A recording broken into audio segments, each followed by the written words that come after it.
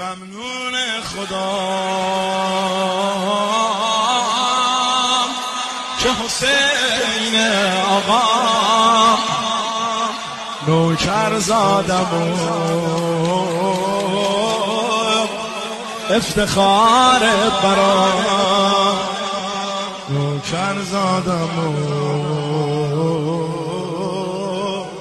افتخار. تو هم میخوای بگی ممنون خدا که حسین آقا نوکر زادم و افتخار برام نوکر زادم و افتخار برام. ممنون خدا که حسین آقا نوکر زادم و